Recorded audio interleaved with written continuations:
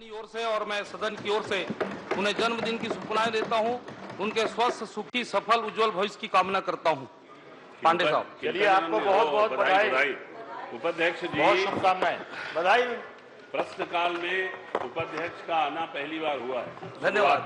आपको बधाई। आपका परफॉर्मेंस कल भी ठीक था, जी, पर थोड़ा जरूरत से आदरणीय उपाध्यक्ष जी, लेकिन उधर दबाया। आदरणीय उपाध्यक्ष जी, यूडी में आपको बहुत बहुत जन्मदिन की बहुत बहुत बधाई। उनके दीर्घायु होने की कामना करता हूँ। ईश्वर से हम लोगों को इस बात से सदन चिंतित है कि अध्यक्ष महोदय प्रश्नकाल में क्यों नहीं आ रहे हैं। चलिए, डॉक्टर शैलेश पांडे जी। उपाध्यक्ष जी, जी जी, लगातार दूसरा दिन है जी कि प्रश्नकाल में माननीय अध्यक्ष जी आसंदी पे नहीं आ रहे हैं।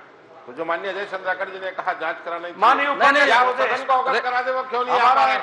सदन को अवगत करा दे, क्यों नहीं आ पा रहे हैं? जी, मैं भी सदन की ओर से ईडी मिज को बधाई देता हूं। बहुत बहुत बधाई। धन्यवाद। ईडी को बधाई दे रहे ना, ईडी को कार्रवाई के लिए ईडी को बधाई दे रहे हैं। चलिए, श्री शैलेश पांडे साहब। माननीय ईडी को आपने बधाई दे दी। धन्यवाद आपका। माननीय उपाध्यक्ष महोदय, आज आप बहुत अच्छे लग रहे हैं, बहुत जच रहे हैं। धन्यवाद। आपका संरक्षण चाहिए। माननीय उपाध्यक्ष महोदय, इसलिए आपको उधर जगह भी मिला है, मेरा ही वाला। धन्यवाद।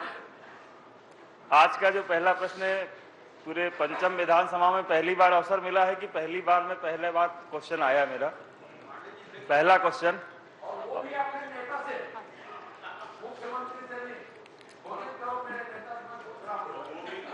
हाँ, कोई भी आदमी अपना आदमी से सीखेगा, तुम्हारे से थोड़ी सीखेगा। मुझे यार दादी कांग्रेस के अधिवेशन में पास हो गया है, जो कोई भी प्रकार का नशा करता है वो कांग्रेसी नहीं रहेगा।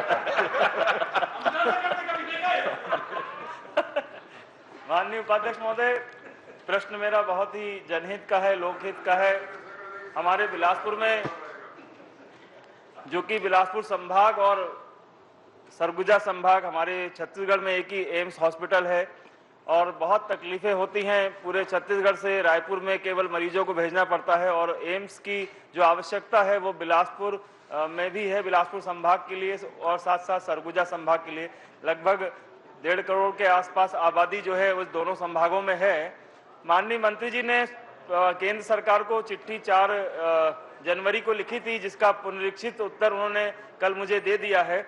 मैं बहुत ही विनम्रता पूर्वक माननीय मंत्री जी से, हमारे नेता प्रतिपक्ष भी बिलासपुर संभाग के हैं और पूर्व नेता प्रतिपक्ष भी है, धर्मजीत भैया भी हैं, हमारे और भी साथी हैं दोनों संभाग से, हमारे 2 मंत्री भी हैं उस संभाग से। मैं सभी से आग्रह करूंगा कि माननीय मंत्री जी आज सदन में इस बात की घोषणा जरूर करें कि जो हमारे प्रदेश में जब भी एम्स खुले तो वो बिलासपुर में ही खुले। मैं यही चाहता हूं उनसे और ये घोषणा चाहता हूं, यही मेरा प्रश्न भी है और यही मेरी निवेदन। माननीय मंत्री जी। माननीय उपाध्यक्ष महोदय, जैसा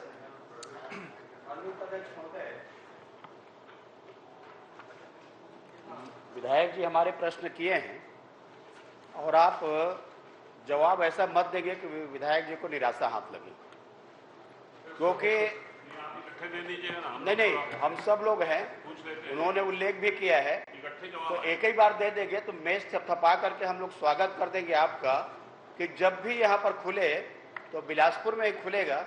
ऐसा आप बोल देंगे इतना ही चाहते हैं और कब खुलेगा क्या होगा उसको छोड़ दीजिए। अध्यक्ष, एक नेताजी, आप आखिरी बोल रहे हैं नेताजी। चलो, उपाध्यक्ष महोदय, मंत्री जी इसमें इकट्ठे सबकी बातों का आप जवाब दे दीजिएगा। एम्स बिलासपुर में खुलना चाहिए, इस बात के लिए आप भी सहमत हैं। मैंने आपका बयान पढ़ा है और शायद आप उसके लिए कोशिश भी कर रहे हैं। एम्स बिलासपुर की जरूरत तो ताजमहल बनवा दे, लेकिन कुछ चले तब तो बनाएंगे। नहीं, मौका मिलेगा तो ताजमहल बनवा देंगे। अभी तो आप सहमत हैं, वो जानते हैं कि उनकी चल रही है? नहीं चल रही। आपको चलता है क्या दिल्ली में? नहीं, पूछते क्या? एक कहाँ चल रही है, बता दो। चल रही, दिल्ली में चल रही है। इसमें प्रश्नकाल उपाध्यक्ष महोदय सुनिए, प्रश्नकाल में दाल भात में मुसरचंद आप लोग कहाँ से आ गए? अरे हमारा बिलासपुर का मामला है, हम लोग काहे को मुसरचंद हैं? वो मुसर भी हमारा है, बिलासपुर भी हमारा है। अरे कल और हमारे उसके लिए हम बात करेंगे। मुख्य वक्ता थे, बिलासपुर के हितों की रक्षा की हम बात करने के लिए ही सदन में हैं, और इसलिए माननीय मंत्री और बिलासपुर संभाग में आप भी आते हैं। ये ज्यादा बिलासपुर संभाग के नेतृत्व करने वाले रायपुर की पैरवी ज्यादा मत करिए, हम लोगों को बोलने दीजिए। अरे रास्ता तो नहीं, वो सब पुराना बिलासपुर है, बिलासपुर सरगुजा सब एक है। बन जाएगा तो नजदीक हो जाएगा आपके। मैं माननीय मंत्री जी आपसे निवेदन करना चाहता हूं, आपके जवाब में आपने 2 लकीर में लिख दिया कोई प्रयास सरकार के द्वारा नहीं किया जा रहा है। संशोधित है। अब चलिए जो भी आया है उसको आप पढ़िए। संशोधित उत्तर में तो आधा परेशानी हो जाती है ना, हम लोग तो उत्तर पढ़ के आते हैं, यहाँ संशोधित पता नहीं कब खाने में पड़ा रहता है, किसको टाइम है वहां संशोधित पढ़ने का। मैं आपसे निवेदन करना ये चाहता हूं माननीय मंत्री जी कि क्या आप इस सदन में इस बात की घोषणा करेंगे कि इसी विधानसभा सत्र में एक शासकीय संकल्प बिलासपुर में एम्स प्रारंभ करने के लिए पास करके आप दिल्ली की सरकार को भेजेंगे क्या? इसका भी आप जरूर जवाब दीजिएगा। आप एक शासकीय संकल्प पेश कर दीजिए ताकि बिलासपुर के हितों की रक्षा हो। और मंत्री जी, माननीय सदस्य शैलेश पांडे जी ने जो बात कही, वास्तव में पूरे बिलासपुर संभाग में चिकित्सा क्षेत्र का अभाव, और बिलासपुर जो है अविभाजित जो है, जो बिलासपुर संभाग है उसमें आपका सरगुजा भी आता है, बहुत बड़ा भूभाग है, लेकिन अच्छी चिकित्सा का अभाव, उनको बाहर जाना पड़ता है, विशाखापट्टनम जाना पड़ता है, नागपुर जाना पड़ता है। इसलिए आपसे विनम्र आग्रह है कि जब भी एम्स खुले, और उसका प्रयास अभी से हमको करना चाहिए, भारत सरकार को प्रस्ताव भेजना चाहिए, विधिवत प्रस्ताव भेजना चाहिए, वहां एम्स की आवश्यकता है, तो एम्स खुले तो बिलासपुर में खुले, ये आपके जवाब में आना चाहिए, ये मेरा आग्रह है। माननीय उपाध्यक्ष महोदय, मंत्री जी, बड़ा ऐतिहासिक पल है आज। अध्यक्ष जी भी बिलासपुर संभाग के हैं और बिलासपुर से बहुत प्यार करते हैं। आप भी बिलासपुर से, उपाध्यक्ष महोदय, आप भी बिलासपुर से बहुत प्यार करते हैं, और आप जानते हैं कि किस प्रकार से छत्तीसगढ़ में स्वास्थ्य की सेवाओं की जरूरत है। मैं बड़ी ही विनम्रता से मंत्री जी से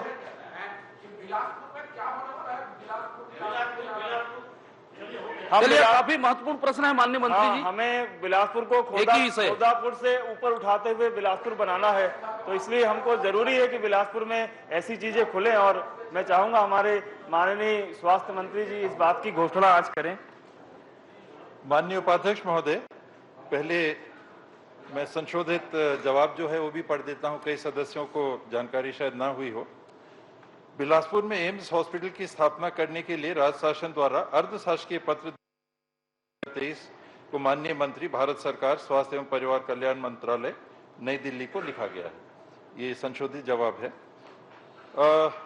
हम सब जानते हैं कि एम्स की स्थापना एक बड़ा कठिन निर्णय होता है, बहुत बड़ा निर्णय होता है, और देश भर में एम्स नहीं हुआ करते थे, और अभी भी शायद कुछ राज्य होंगे जिसमें एम्स नहीं है। हाल में एक कवरेज आया था, मीडिया कवरेज आया था कि केंद्र की सरकार इस बात पे विचार कर रही है कि एक राज्य में तुलनात्मक छोटा ने 2 एम्स भी हो सकते हैं, कम से कम 2 एम्स भी हो सकते हैं। इस बात को लेके मैं जब बिलासपुर गया था तो माननीय विधायक शैलेश पांडे जी और कुछ साथियों ने इस बात को उठाया था कि ये एम्स की बात चल रही है, तो क्या यहाँ के लिए पहल आप करेंगे? मुख्यमंत्री जी भी इस बात से अवगत हैं, मैंने उनसे भी परामर्श किया है, उनसे भी सलाह किया है, क्योंकि अंततः ये राज्य स्तर का मामला है, उनका निर्णय अनिवार्य भी है। और इस बात को देखते हुए कि यदि भविष्य में दूसरे एम्स की स्थापना होती है चाहिए, न केवल इसलिए कि बिलासपुर हम लोग गए थे और बिलासपुर की मांग आई, छत्तीसगढ़ में पहला विकल्प दूसरे एम्स का कहां होना चाहिए? हमारे 5 संभाग हैं, दुर्ग और रायपुर। रायपुर का जो एम्स है एक तरह से हम मान सकते हैं कि इससे नजदीक से कवरेज मिल रहा है।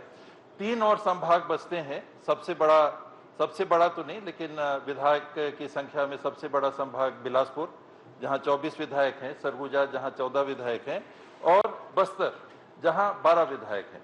तो दूसरा एम्स आना है तो भौगोलिक स्थिति से एकजाई विकल्प क्या था, बस्तर या बिलासपुर, सरगुजा बिलासपुर मिला के कहां हमको करना चाहिए। तो जनसंख्या को भी आधार मानते हुए 1 करोड़ से ज्यादा, 1 करोड़ 1 लाख के आसपास की जनसंख्या बन रही थी बिलासपुर और सरगुजा संभाग को मिला के। तो मांग के आधार पे भी और औचित्य के आधार पे भी, और ये देखते हुए कि रायपुर में आए दिन हम लोगों के पास ये जानकारी आती है कि एम्स में दाखिला हो जाता, वहां कमियां पड़ रही है। बहुत सारे लोग विभिन्न राज्यों से भी, उड़ीसा से भी, झारखंड से भी, बिहार से भी, मध्य प्रदेश से भी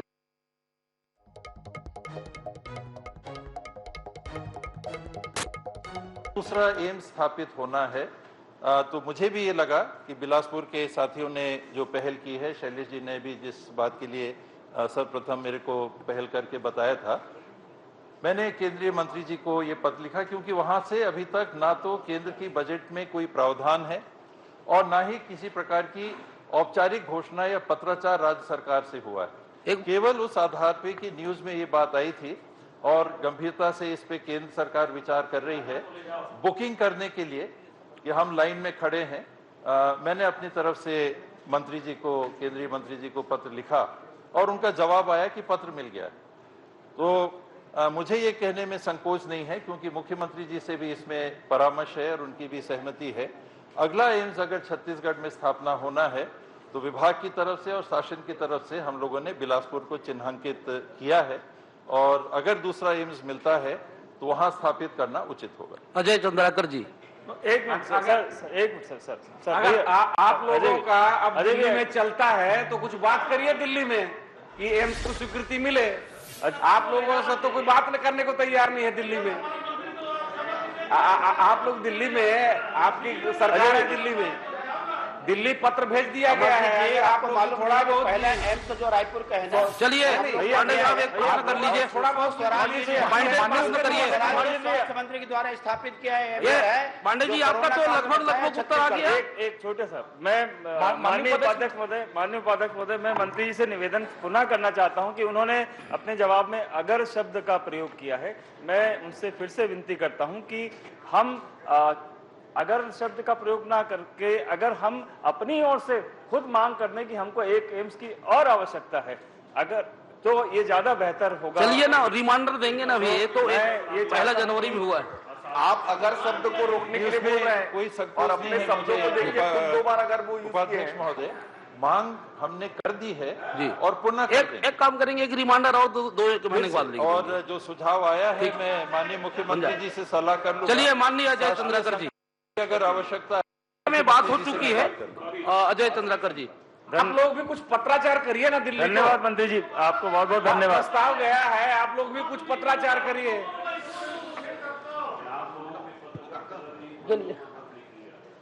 बोलिए। माननीय उपाध्यक्ष महोदय, मैं माननीय मंत्री जी छत्तीसगढ़िया ओलंपिक कब आयोजित किए गए और उसमें कौन कौन से खेल शामिल थे और उसको किस स्तर में आयोजित करके राज्य स्तर में आयोजित किया गया। चलिए मंत्री जी। माननीय अध्यक्ष महोदय,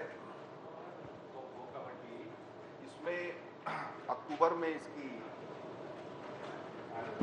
आयोजन हुआ। 6 अक्टूबर 2022 को सरदार बलबीर सिंह जुनेजा इंडोर स्टेडियम में इसकी शुभारंभ हुई। अध्यक्ष महोदय, छत्तीसगढ़िया ओलंपिक में जो दलीय खेल थे अध्यक्ष महोदय, उसमें गिल्ली डंडा, पिट्ठुल, संखली, लंगड़ी दौड़, कबड्डी, खो खो, रस्सा किसी और बाटी, और जो एकल खेल विधा था अध्यक्ष महोदय, उपाध्यक्ष महोदय, उसमें बिल्लस, फुगड़ी, गेड़ी दौड़, 100 मीटर दौड़, लंबी कूद और भंवरा था।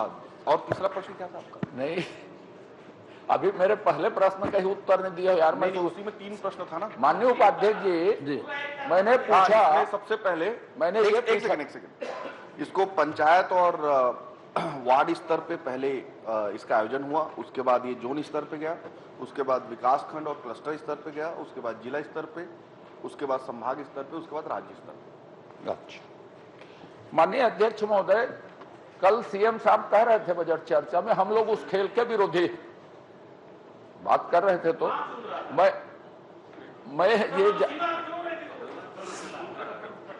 मैं ये जानना चाहता हूं कि छत्तीसगढ़ में ओलंपिक हुए, उसमें सिर्फ इतने खेलों का चयन किस आधार पर किया गया, और क्या सभी खेल छत्तीसगढ़ के हैं कि बाहरी खेल को भी छत्तीसगढ़िया कहा गया? एक दूसरी बात यह है कि इसमें टीम का सिलेक्शन कैसे हुआ, टीम का सिलेक्शन कैसे हुआ और टीम का सिलेक्शन कैसे हुआ, इसकी इन खेलों की मान्यता छत्तीसगढ़ ओलंपिक संघ द्वारा दी गई है क्या? मान्यता बता दीजिए। माननीय अध्यक्ष महोदय, एक ही प्रश्न में बहुत सारा प्रश्न पूछ लेते हो आप और फिर उत्तर देते देते भूल जाते हैं हम लोग कौन सा प्रश्न पूछे आप। सबसे पहले तो उपाध्यक्ष महोदय, छत्तीसगढ़िया ओलंपिक हुआ, अध्यक्ष महोदय उसकी बेहतर को आपको मैं बताता हूं। इसमें भाग लेने वाले ग्रामीण क्षेत्र में 11,37,000 महिलाओं ने, 397 महिलाओं ने भाग लिया। पुरुष अध्यक्ष महोदय ग्रामीण क्षेत्र में 13,86,710 पुरुषों ने भाग लिया। शहरी क्षेत्रों में, अरे सुन तो लीजिए, पूरा उत्तर सुनिए आप। अब आपने प्रश्न किया है तो पूरा उत्तर सुनिए। आपने चयन की प्रक्रिया पूछा है, फिर मान्यता पूछा है, उसको बता दीजिए। उपाध्यक्ष चयन पूछा है, वो तो खिलाड़ियों की संख्या बता रहे। अध्यक्ष महोदय, अगर मुझे उत्तर, उन्होंने प्रश्न पूछा है तो मुझे उत्तर देने का मौका दिया जाए। दीजिए, ठीक है, अभियंता को बता रहा हूँ, दीजिए पूरा डिटेल में विस्तार से सुनेंगे तब। बिल्कुल उपाध्यक्ष आप थोड़ा सा शहरी क्षेत्रों में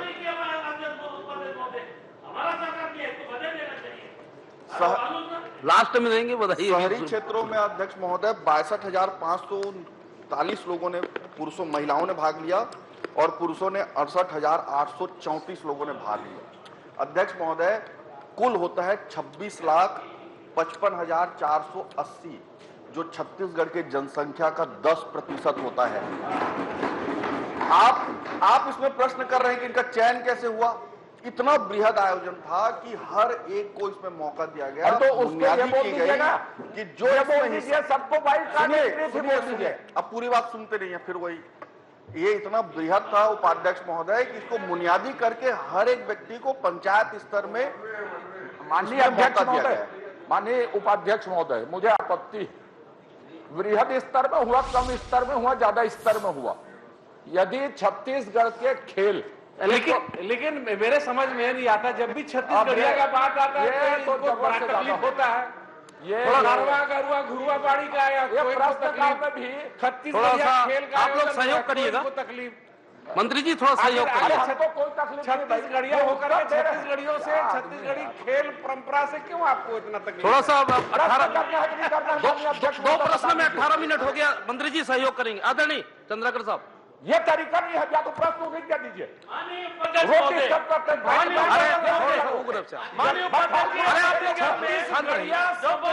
मंत्री जी प्रश्न कर लीजिए।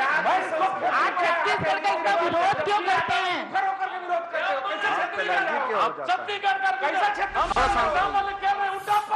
छत्तीसगढ़ी आप प्रश्न कीजिए, आप प्रश्न कीजिए।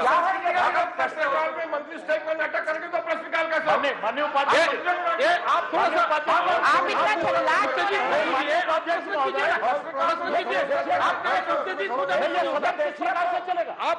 शांत से पूछिए।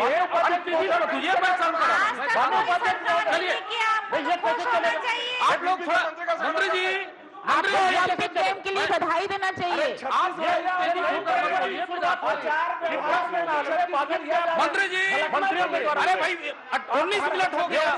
मंत्री जी बैठिए, बैठिए आप। मंत्री जी बैठिए, आप शांत से, थोड़ा उत्तेजित मत पूछिए, आप प्रेम से पूछिए। आप महोदय ये प्रश्न पूछ रहे हैं, मूल प्रश्न करता मैं आपसे यही अनुरोध करूंगा कि प्रश्न, अभी दो प्रश्न हुआ, 19 मिनट हो गया, आप पूछिए। बेगानी शादी में अब्दुल्ला दीवाना क्यों? ये तो पहले प्रश्न से आप फिर हुए मंत्री जी, ये तो पहले प्रश्न से शुरू हो गया है। सब लोग, आप लोग बोले तो हम लोग नहीं बोले, हम तो बोल रहे हैं कि छत्तीसगढ़िया। भैया माननीय लोगों का भी प्रश्न है, इंतजार कर रहे हैं। और आपत्तिजनक, आप लोग शांत रहिए, हमारे लोग आप थोड़ा सा शांत से पूछिएगा और आप लोग भी थोड़ा सहयोग करिएगा। अभी दूसरा प्रश्न हुआ, 20 मिनट हो गया, माननीय लोगों का भी बाकी है अभी। थोड़ा सा शांत से पूछिए, माननीय- आना चाहिए। माननीय उपाध्यक्ष जी। महोदय, मैंने जो बातें कही, कितने जनसंख्या ने भाग लिया, अच्छी बात है, उसमें मुझे आपत्ति नहीं है। हम सूर खेलते हैं, तीन ही छत्तीसगढ़ी खेल शामिल है ना, बाकी सब पूरा ऑल इंडियन खेले जाते हैं। सूर खेलते हैं या पिस्तूल खेलते हैं, उसका टीम का सिलेक्शन होता है।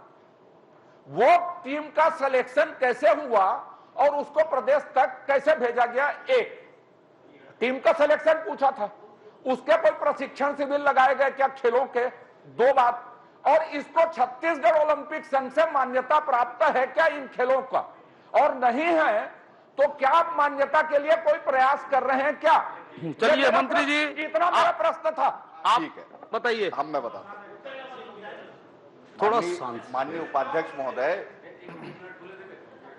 अब रुक जाओ, जवाब देने दो, कोई दिक्कत नहीं। माननीय उपाध्यक्ष महोदय, मैंने जैसे आपको पहले बताया कि इसकी बृहत्ता, इतने अधिक संख्या में छत्तीसगढ़ के लोगों ने छत्तीसगढ़िया ओलंपिक में भाग लिया। छत्तीसगढ़ का मेरे प्रश्न का उत्तर बहुत पॉइंटेड है, पॉइंटेड दे रहे हैं, आप आ रहे हैं, भूमिका के बाद आ रहे हैं, भूमिका बांध रहे हैं, आप सुनिए तो थोड़ा आइए, उसके बाद आपको दे, फिर हम तीसरा प्रश्न हो गया कि बोलता है मंत्री जी, अब वो जवाब दे रहे हैं, अब थोड़ा शांत रहिए। चलिए ठीक है, अब शांत रहिए। हमने सारे खेलों को जिनको भी इंक्लूड किया, उपाध्यक्ष महोदय, पंचायत स्तर पे सबसे पहले इसको खेला गया। पंचायत स्तर पे हमने हर व्यक्ति को इसमें मौका दिया, उन्हीं लोगों ने टीम अपना सुनियोजित किया, उन्होंने बनाया और वो खेलने आए। अगर वो जीते हैं तो आगे बढ़ते चले गए उपाध्यक्ष महोदय। ना ही इसके लिए किसी को रोका गया, ना ही किसी को टोका गया, और हर व्यक्ति को इसमें मौका देने का काम छत्तीसगढ़ सरकार ने किया। दूसरा, अध्यक्ष महोदय,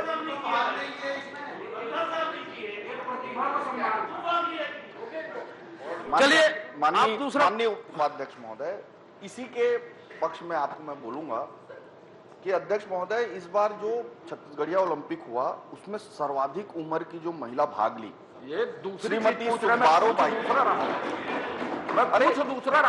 सुनिए तो उसको, सुब्बारो बाई, उम्र 69 वर्ष, 69 वर्ष, और इसने गिल्ली डंडा में भाग लिया। दुर्ग संभाग की है अध्यक्ष महोदय, बेमेतरा जिले की।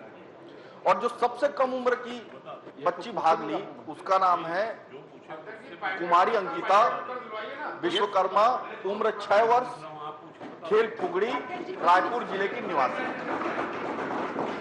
अध्यक्ष महोदय, इनका जो ये तो मैं पूछ ही नहीं रहा हूं साहब, उत्तर तो सुनिए ना आप मंत्री जी, अजय जी, पूरा उत्तर तो सुन लीजिए आप। अध्यक्ष महोदय, आप पॉइंटेड उत्तर दीजिए जैसा माननी चाह रहे हैं। मैं वही बता रहा हूं अध्यक्ष महोदय, मेरा इतना सब बताने का कारण यही है कि इसकी बृहत्ता, मेरा ये कहना है उनको संतुष्ट करिए आप। जो उम्र है उसका भी कोई किसी तरह का मेरे को उससे मतलब ही नहीं है, मैं जो पूछ रहा हूँ वो जानना है। तो आप अगर टोकेंगे नहीं तो आपको उत्तर मिल जाएगा सर। अब अगर हिंदी में नहीं समझ तो अंग्रेजी में समझाओ। मैं फितुल्ला, आप उन्हें समझाओ अंग्रेजी। Listen my friend, this game is a traditional छत्तीसगढ़िया शुद्ध। मंत्री जी, प्रश्नकाल है, प्रश्नकाल का समय को थोड़ा सा ध्यान देंगे। ये जायसवाल जी, आप माननीय सदस्य, नौकरी आप थोड़ा बैठ जाइए। अब माननीय उपाध्यक्ष जी, ये अंतिम है, 54 नंबर में यही प्रश्न है। 15 मिनट हो गया। माननीय मंत्री जी ने जवाब दिया है, छत्तीसगढ़िया ओलंपिक में भाग लिए व्यक्तियों की संख्या तथा शासन द्वारा उक्त आयोजन में खर्च की गई राशि के संबंध में जानकारी एकत्रित की जा रही है। और आपने अभी संख्या भी बता दी, 26 लाख लोगों ने भाग लिया, और आपने कहा 10% लोग भाग लिए। ये आपको माननीय मंत्री जी, ये जानकारी गलत मिली है। 10% लोगों ने भाग नहीं लिया। मैं आपसे आग्रह करता हूं कि एक तो ये किस किस गांव में कितने लोग भाग लिए, इसकी सूची हमको बाद में उपलब्ध करा देना। एक दूसरा विषय, आपने अजय चंद्राकर जी के प्रश्न में कहा है क्या सरकारी नौकरी में आरक्षण देंगे, आपने कहा प्रश्न उपस्थित नहीं होता। वहीं छत्तीसगढ़ राष्ट्रीय स्तर पर मान्यता हेतु प्रश्न उपस्थित नहीं होता। क्या मूल एक तरफ आप बोल रहे हैं प्रश्न उपस्थित नहीं होता, क्या मूल प्रश्नकर्ता संतुष्ट हो गए, उनका कंप्लीट हो गया है? हो गया। माननीय अध्यक्ष जी, माननीय उपाध्यक्ष जी, आप थोड़ा सा शांत सहयोग, एक तरफ आप उधर ध्यान मत दीजिए, इधर एक तरफ मंत्री जी बोल रहे हैं प्रश्न उपस्थित नहीं होता मान्यता के, दूसरी तरफ इन्हें भारत सरकार को जो पत्र लिखा है उस पत्र को पढ़कर बता रहे हैं। इनके माने उत्तर में अपने आप में विरोधाभास आ गया। एक मिनट, इनके उत्तर में अपने आप में विरोधाभास हो गया। और दूसरा, सरकारी नौकरी में आरक्षण की बात हो रही है, छतरिया ओलंपिक कर रहे हो, अच्छी बात है। अब इसमें आप आरक्षण में बोल रहे हैं, प्रश्न उपस्थित नहीं होता। आप आरक्षण देते क्यों नहीं जब अरे यार आप थोड़ा शांत रहिए, शांत रहिए, प्रश्न आने दीजिए मंत्री जी का। आप लोग शांत रहिए, प्रश्न शांत रहिए, आप लोग शांत रहिए, उत्तर आने दीजिए, आप लोग शांत रहिए। मंत्री जी आप उत्तर दीजिए, आप लोग शांत रहिए। आप मंत्री जी उत्तर दीजिए, जवाब दे रहे हैं उपाध्यक्ष जी। माननीय, क्या संसदीय कार्य मंत्री का यही फ्लोर मैनेजमेंट है?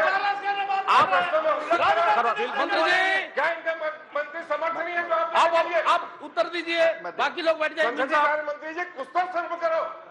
प्रश्नकाल में इस टाइप का आपको लोग हरकत कर रहे हैं। माननीय आप सीनियर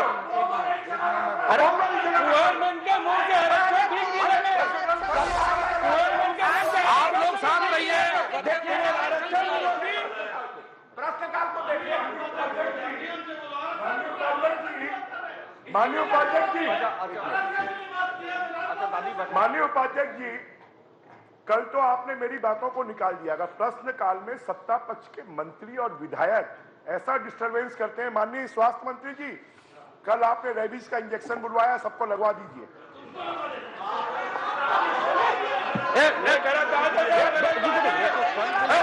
मंत्री जी मतलब क्या कहना चाह रहे, गलत बात है। माननीय उपाध्यक्ष महोदय, जो कल सदन में भौंक रहे थे पहले उसको लगना चाहिए। बढ़ जाइए, बढ़ जाइए। माननीय अग्रवाल जी, अग्रवाल जी, माननीय क्या है? आप लगवाइए ना रेबीज। आप शांत रहिए। शर्मा जी पहले उनको लगना चाहिए। आप लोग मंत्री जी 2 मिनट में ये क्या माननीय अग्रवाल साहब, हम तो निलंबित होने के बाद ये तो साक्षात कोई है। चीज आपको खराब लगी है तो माफ नहीं, करें। आप लगवा दीजिए कोई सबको ऐसे रेबीज। उद्देश्य नहीं था। देखिए प्रश्नकाल बहुत ही ज्यादा खराब था। प्रश्नकाल में और सचिव महोदय, हमारी बातों को निकाला जाता है, हमको रेबीज लगाया जाएगा, आप उसको नोट करवाते हैं। मैं आरोप लगा रहा हूँ आपके ऊपर। दिल्ली में रहूंगा निकल जाता है। प्रश्नकाल में निकाल दिया अध्यक्ष जी और शर्मा साहब दिल्ली में शर्म आना चाहिए। इसकी शुरुआत दिल्ली से हुई है। दिल्ली में क्या हो रहा है? सर्व किस बात की आनी चाहिए? आप लोग ही ऐसा हरकत कर रहे 2 मिनट अभी। आप हरकत अपने आप को झांक के देखो। माननीय उपाध्यक्ष महोदय जी, अग्रवाल जी, सदन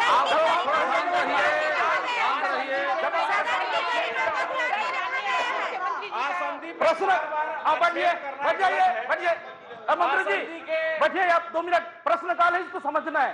प्रश्नकाल चूंकि महत्वपूर्ण काल होता है, सबका अवसर रहता है, माननीय लोग इंतजार। अभी 2 प्रश्न नहीं हुआ है, 35 मिनट हो गया। कृपया शांत रहिए। आप बोलिएगा।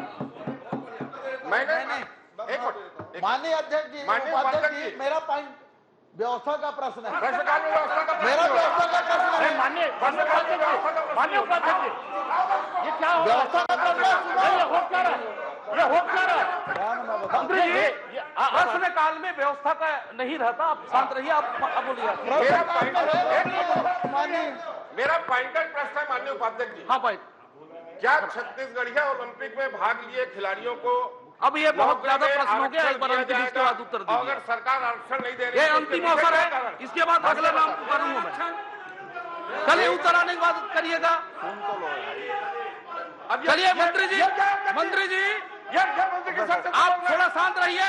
नहीं, ये मंत्री की संसद से आप बोलिए, आप बोलिए। एक प्रश्न को उत्तर दीजिए। आप लोग शांत रहिए ना, शांति से सुनिए, दे रहे हैं जवाब।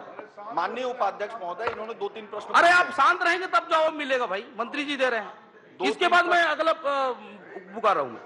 2-3 प्रश्न इन्होंने पूछा है। एक तो पहला इन्होंने कहा कि जो 10% भाग लिए हैं उसका डेटा गलत है। मैं बहुत जिम्मेदारी से इस सदन में बोल रहा हूं कि वो संख्या सही है और मैं आपको हर एक श्री धर्मजीत सिंह डेटा प्रोवाइड कर दूंगा। अब हो गया, बहुत हो गया, 20 मिनट हो गया। अरे आप मेरा प्रश्न का उत्तर कहाँ है भाई? उत्तर कहाँ है? प्रश्न का उत्तर तो आने दीजिए। चलिए बोल दीजिए। दूसरा अरे भैया 20 मिनट हो गया, अगला भी आना है।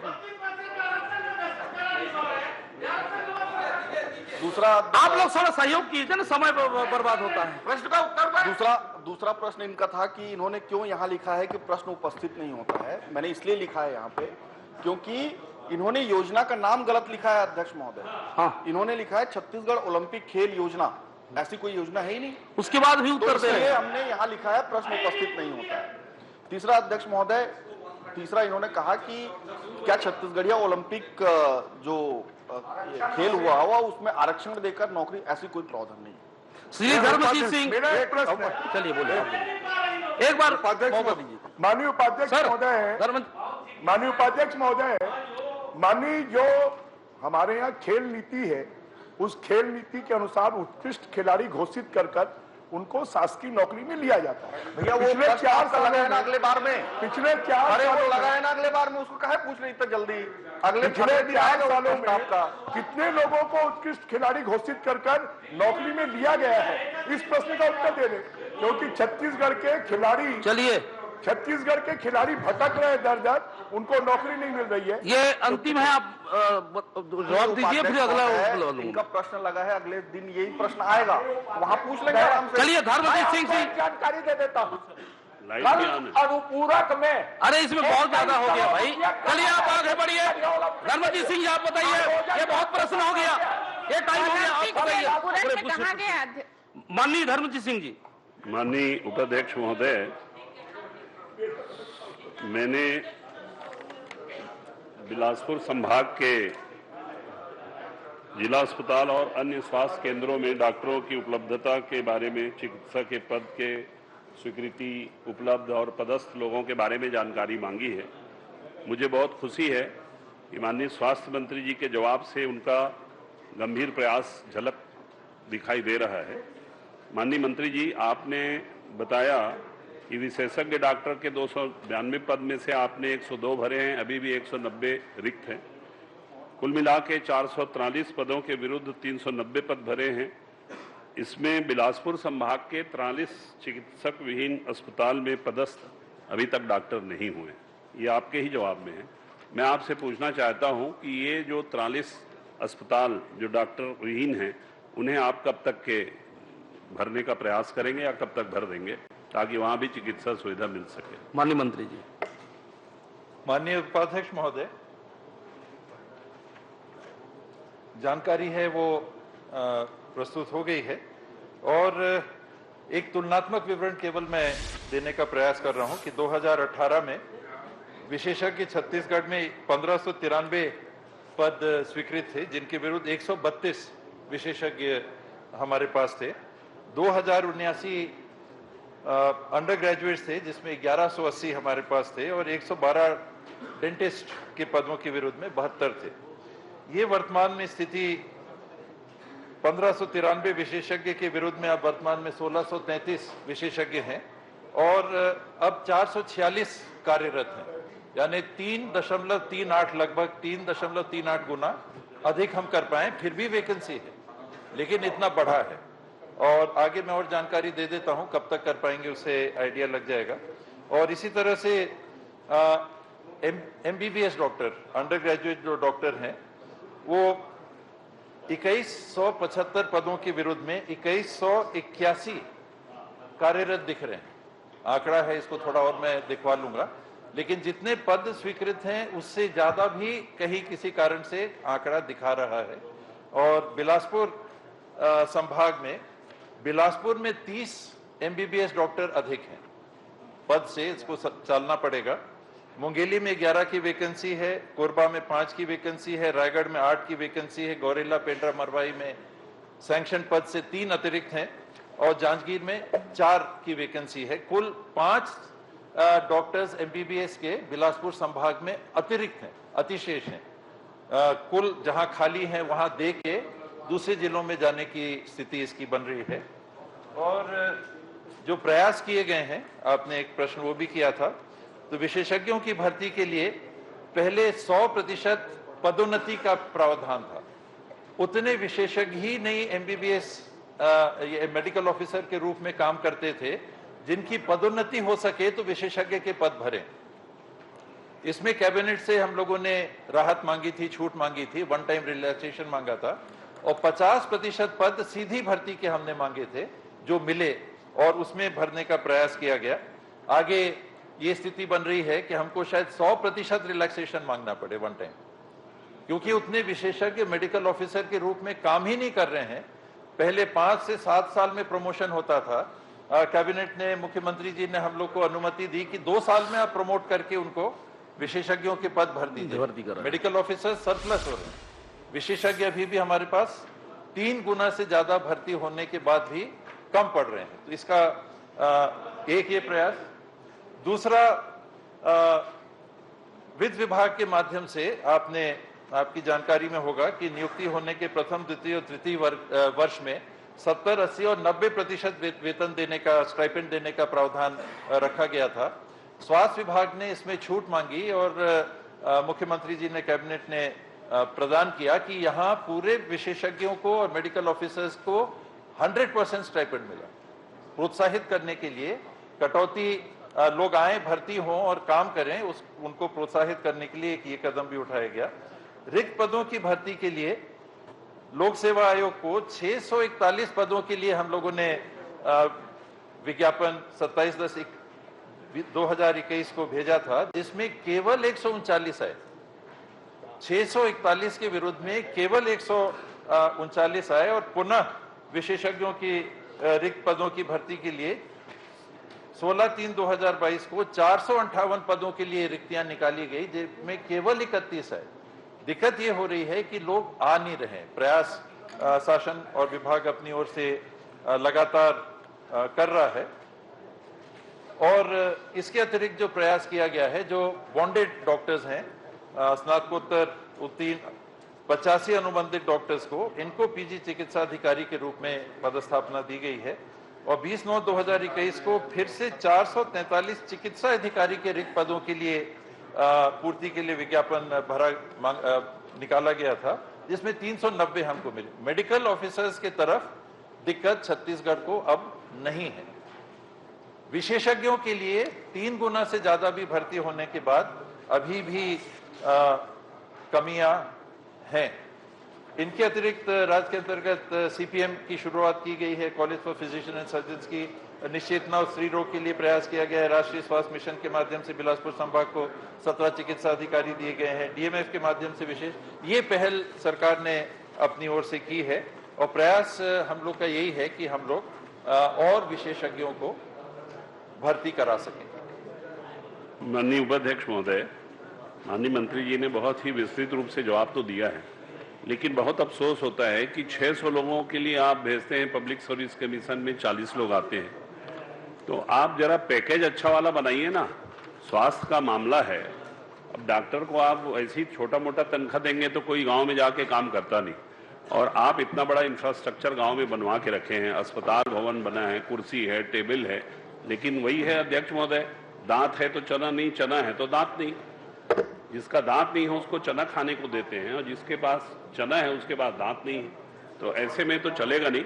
तो आपसे मेरा निवेदन है कि मुंगेली जिले में, बिलासपुर जिले में, गौरेला पेंड्रा जिले में बहुत ज़्यादा डॉक्टरों की कमी है, उन्हें आप दूर करने के लिए प्रयास करेंगे क्या? एक, दूसरा, जो अटैचमेंट में है, सिफारिशों में अटैचमेंट में भी ज़्यादा डॉक्टर रुके हुए हैं, उनको आप वहाँ भेजने का काम करेंगे क्या?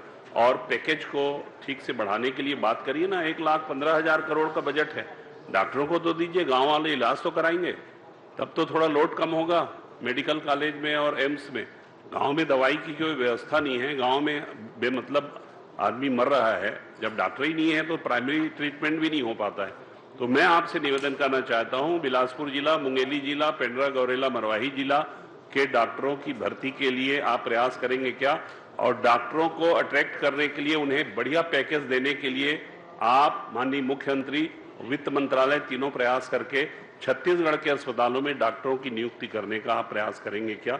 इसका आप आश्वासन दे दीजिए। जी, निश्चित रूप से प्रयास की आवश्यकता भी है, प्रयास भी करेंगे। चलिए, और डॉक्टर रेणु जोगी जी।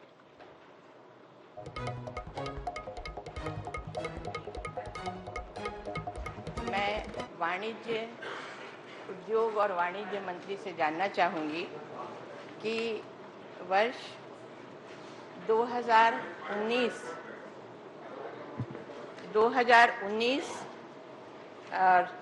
से लेकर 2014 तक 24 तक राज्य सरकार के द्वारा स्थायी पूंजी निवेश अनुदान नियम बनाया गया था, जिसके तहत लघु और सूक्ष्म उद्योगों को 6 महीने तक जब वो उत्पादन शुरू करते हैं तो उनको छूट दी जाएगी। इसी प्रकार जो उससे बड़े हैं, उद्योग बृहद श्रेणी में आते हैं, उनको 12 माह तक छूट दी जाएगी। और जो उससे भी बड़े हैं 18 माह, मेगा, अल्ट्रा मेगा, उनको 24 माह तक स्थायी पूंजी निवेश से छूट दी जाएगी। पर वर्तमान में स्थिति ये है कि किसी भी इंडस्ट्री को ये छूट नहीं दी जा रही है और 21-22 में अब तक रायपुर, जांजगीर चांपा और बलौदा बाजार जिले में किसी को भी अनुदान 6 माह तक का भी नहीं प्राप्त हुआ है। इस तरह 114 करोड़ सरकार को इनको देना है, जो अभी तक नहीं दिया गया है। तो कृपया मंत्री जी बताएंगे कि क्या वजह है कि ये अनुदान नहीं दिया गया है? माननीय मंत्री जी, क्योंकि इससे राज्य में लोग उद्योग लगाएं, इसको प्रोत्साहन मिलता है। ये बजट आवंटन के बाद इसको दिया जाएगा।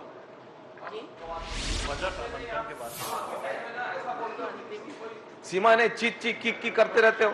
मंत्री जी, ये तो अंतिम चरण चल रहा है, जब तक आप देंगे। चलिए, धर्मलाल कौशिक जी।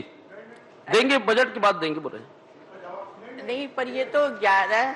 अच्छा, इसी साल के बजट की में मैं ये पूछ रही हूँ, ये 5। बताइए मंत्री जी, आप वो नेक्स्ट बजट बोल रहे हैं, अभी वर्तमान के है, ऐसा कह रहे हैं। जैसे ही आवंटन प्राप्त होगा दे दिया जाए। नहीं, पर 5 वर्ष तक क्यों नहीं दिया?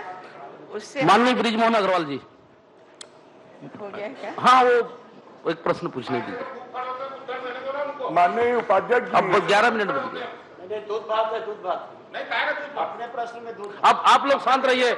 शर्मा जी, थोड़ा सहयोग करिए। आपको तो सीनियर इस स्थिति में बात हुई थी कि वो अनुपस्थित रहेंगे तब उत्तर देंगे। यदि उपस्थित है तो उनको उत्तर देना होगा। ये आसंदी की व्यवस्था है, आसंदी की व्यवस्था। और दूसरे मुद्दे में कैसे मुखर रहते हैं? आसंदी की व्यवस्था है ये। वो अपने विभाग के उत्तर से बैठे रहते हैं, बाकी समय खड़े होते। वो आसंदी की व्यवस्था है, उपस्थित मंत्री उत्तर तो दे रहे हैं। नहीं क्या आसंदी की व्यवस्था है? अरे सरकार संयुक्त रूप से रहता है, सभी की जिम्मेदारी रहती है। चलिए, आपको जवाब मिला है, आप प्रश्न कीजिए। खड़ा होना चाहिए। आपको मौका दिया हूँ, आप माननीय, आप प्रश्न कीजिए। इसकी आवश्यकता नहीं कि वो जवाब देती है, जवाब जवाबदारी होता है। माननीय उपाध्यक्ष जी, माननीय सदस्यों ने जो प्रश्न उठाया है, आसंदी की व्यवस्था है कि मंत्री अनुपस्थित रहेंगे तो मोहम्मद अकबर जवाब देंगे। जब माननीय मंत्री जी उपस्थित हैं तो आप कार्य पर हमारा नियम देख लीजिए कि जिस विभाग का मंत्री है उसी विभाग का मंत्री जवाब देगा। ऐसी स्थिति में या तो इस प्रश्न को आप स्थगित कर दीजिए या उनको बाहर भेज दीजिए, और वो अगर जवाब नहीं दे रहे हैं तो इस प्रश्न को लगाने का औचित्य क्या है? आपको ऐसी कोई सूचना है क्या कि उनकी उपस्थिति में भी वो जवाब देंगे और कौन से नियमों के तहत देंगे? ये जरा हमें बता दें। जवाब तो आ ही रहा है, सरकार की तरफ से मंत्री दे ही रहे हैं। सामूहिक जिम्मेदारी है ब्रिजमोहन भैया, जिम्मेदारी है तो बताइए। सामूहिक जिम्मेदारी है। चलिए, आप प्रश्न कीजिए। उल्लंघन करने के लिए अंदर बुला लीजिए। माननीय समय भी उपाध्यक्ष शेष बच गए 9 मिनट के प्रश्नों पे भी ध्यान दिया जाए। अंदर बुला लीजिए।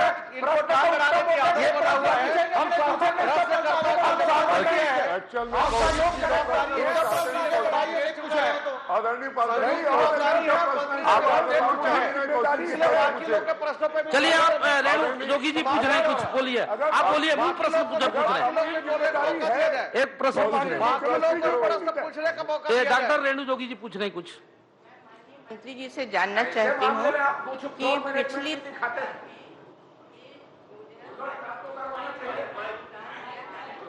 माइक थोड़ा सा मैडम, माइक। वर्तमान सरकार क्यों नहीं दे रही है? जी चलिए मंत्री जी आप स्पष्ट उत्तर दीजिए। माननीय उपाध्यक्ष जी, जैसे ही आवंटन प्राप्त होगा उनकी जो चिंता है वो जैसे आवंटन प्राप्त होगा दे दिया जाए। माननीय धर्मलाल कौशिक जी, अरे अब भाई 8 मिनट बाकी है। मेरा प्रश्न माननीय उपाध्यक्ष जी, कौशिक जी का प्रश्न चाहते हैं आपको एक्चुअल में। मंत्री जी खड़े होकर बोले सामूहिक जिम्मेदारी है। माननीय मुख्यमंत्री जी बैठे हुए हैं, आप जवाब दे रहे हैं, संबंधित मंत्री जवाब नहीं दे रहे हैं, तो क्या सामूहिक जिम्मेदारी होने के नाते, माननीय अभी स्वास्थ्य मंत्री जी ने भी कहा हमने वित्त विभाग को भेजा है, तो कोई मंत्री क्या ऐसा जवाब दे सकता है क्या कि वित्त विभाग को? श्री धर्मलाल कौशिक जी आगे बढ़िए, 2 मिनट, सबको मौका मिलना चाहिए। और 2-3 बार प्रश्न आ चुका है माननीय, आप प्रश्न पूछिए। माननीय जवाब नहीं दे सकते कि हमने बजट के लिए भेजा है, व्यवस्था होगी, उनको व्यवस्था कर ली गई है, ये बता। अरे जवाब तो आ ही रहा है मंत्री जी का, सब सामुदायिक जिम्मेदारी बनती है।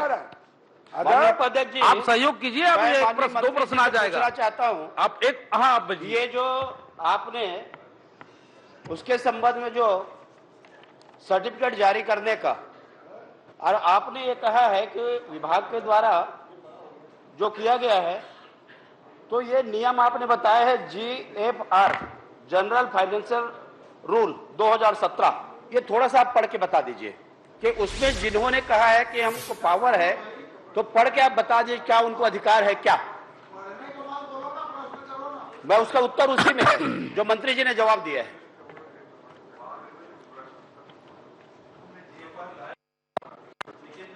या तो क्वेश्चन को आप आगे बढ़ा दीजिए, देता हूं, आप नहीं लाए हैं तो मैं पढ़ देता हूं, आप दे दीजिए। इसमें दिया हुआ है, इसमें दिया हुआ है तो आपके पास है ही सिंगल टेंडर इंक्वायरी। मैं पढ़ देता हूं, प्रोक्योरमेंट मेरे पास भी मिल गया है। ये सिंगल सोर्सेज में भी resorted to in the following circumstances, और इसमें 1 में दिया हुआ है कि it is in the knowledge of the user department that only है।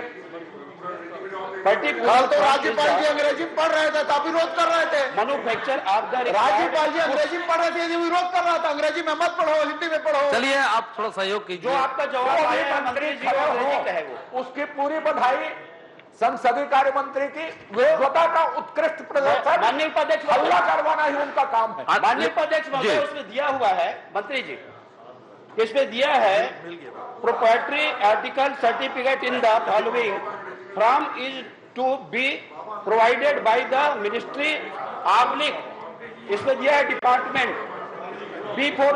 इसमें जो दिया हुआ है कि आपने कहा कि जो CMHO को अधिकार उनको नहीं है, किसके आधार पर? आपके जनरल फाइनेंस रूल 2017 का आपने दिया है, 2017 का।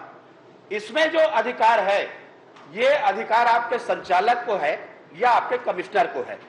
तो क्या इसकी ये कब इनके द्वारा अनुमोदन किया गया, संचालक या डायरेक्टर कमिश्नर के द्वारा, ये आप तारीख बताएंगे? मंत्री जी तारीख बताइए।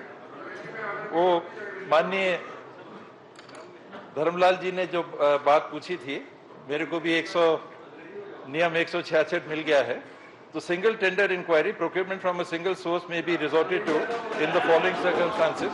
It is in the knowledge of the user department.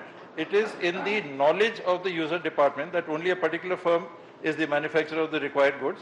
In the case of emergency, the required goods are necessarily to be purchased from a particular source, and the reason for such decision is to be recorded and approval of competent authority obtained.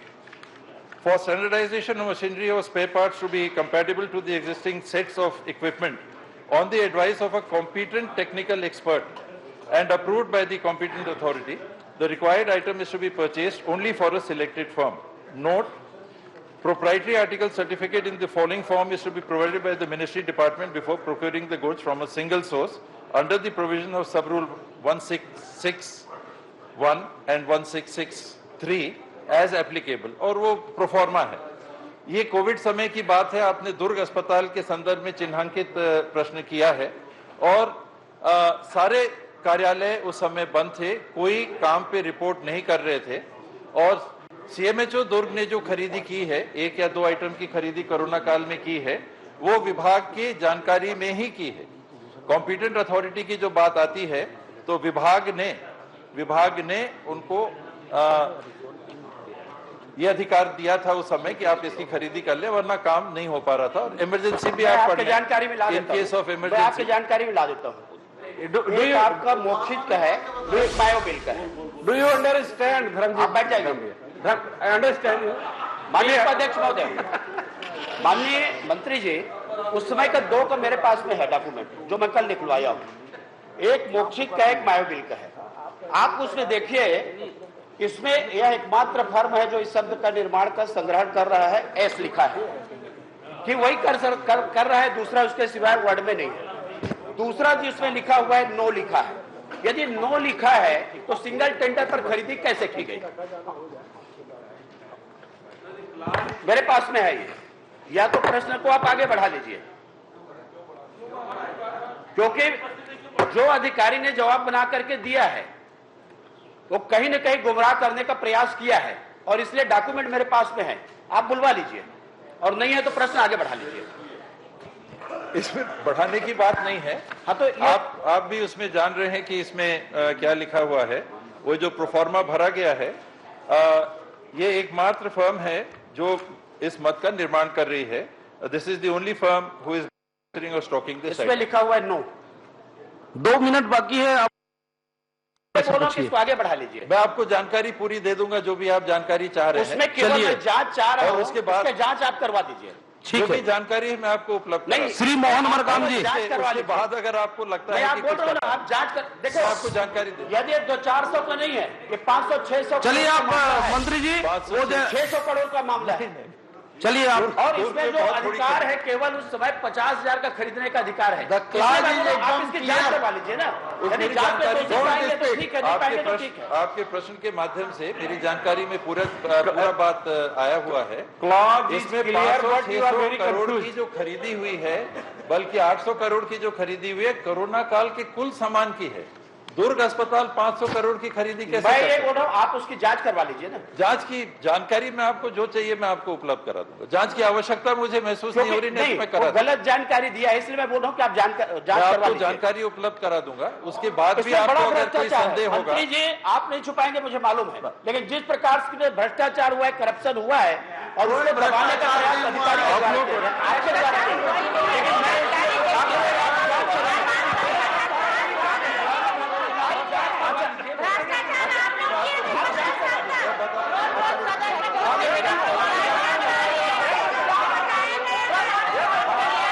बैठ जाइए आप लोग, बैठ जाइए, बैठिए,